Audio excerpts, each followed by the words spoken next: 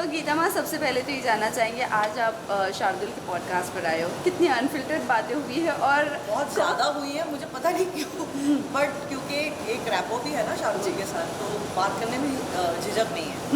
तो मेरा प्रॉब्लम ये है कि जब मैं बोलती हूँ तो फिर मैं बोल ही देती हूँ। मैंने बोल दिया, अब वो कितनी अनफिल्टर्ड है और कितनी अनसेंसर्ड है वो देख के पता चलेगा। वेल ये जानना चाहेंगे कौन सी ऐसी एक बात है या कुछ भी बात है जो हम ऑडियंस को या आपके फैंस को नहीं पता और आज आपने ये पॉडकास्ट पे बोली हो। बहुत सारे लोग मेरे काम के बारे में जानते ही हैं जी। और उसके बारे में तो वैसे भी देयर नथिंग हिडन। मेरी पर्सनल लाइफ उतनी ज़्यादा बाहर नहीं है, nobody and I don't like discussing it about. तो शायद आपको कुछ चीज़ें मेरे पर्सनल लाइफ के बारे में पता चलेंगी। वाओ। ऐसे कुछ है नहीं बट पता चलेगी। वेल गीता माँ, अभी तक आपको हमने जजेस की पोजीशन पर देखा, अब तो हम आपको वहीं पर देखते हैं और एज ए कोरियोग्राफर कहीं पे देखेंगे आप। Why there is nothing not something else. I feel that अब ना बहुत कुछ बदल गया है। मैं जिस स्कूल से आती हूँ जी, और वहाँ पे काम करने का तरीका सलीका बहुत अलग था। अब बहुत अलग हो गया है। Also I enjoy now having to sit and watch other people and give my opinion.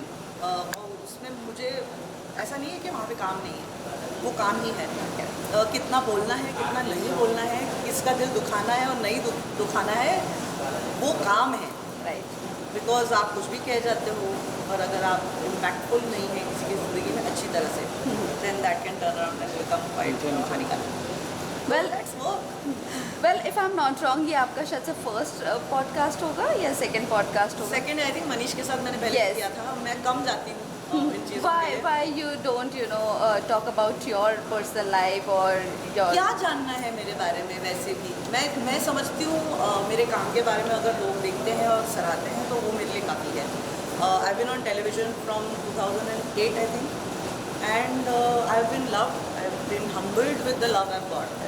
तो मेरे लिए उतना काफ़ी है यार, उससे ज़्यादा आपको क्या जानना है? सुबह मैं उठती हूँ, कॉफ़ी पीती हूँ, आप सबको दिखता है मैं कैसे कॉफ़ी पीती हूँ। अब उससे ज़्यादा मैं क्या दिखाऊँ आपको मेरे बारे में?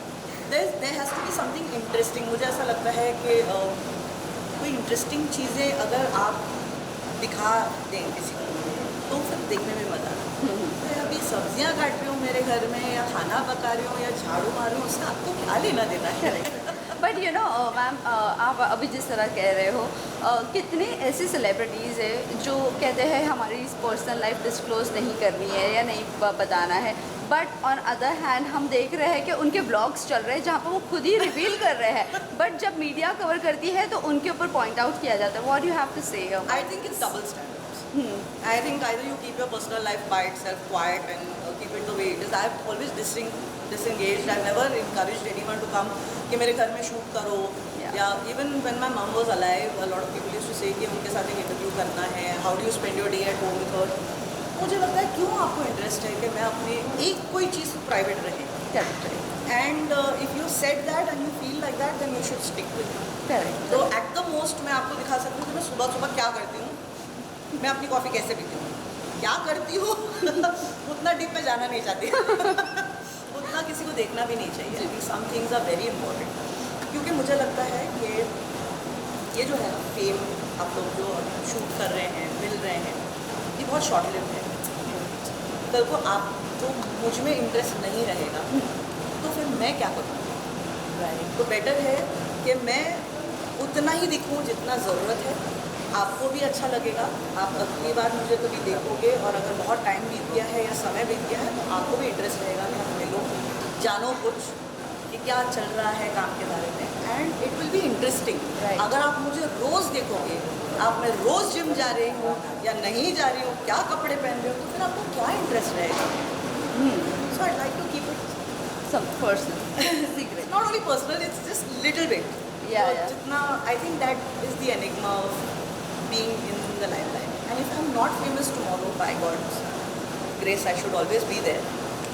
But if I'm not a celebrity, if I'm not famous and I go back to being who I was, तो मैं चाहती हूँ कि उतनी ही इज्जत मिले, ना कि ऐसा हो कि मुझे बुरा लगे कोई मुझे देख नहीं रहा है।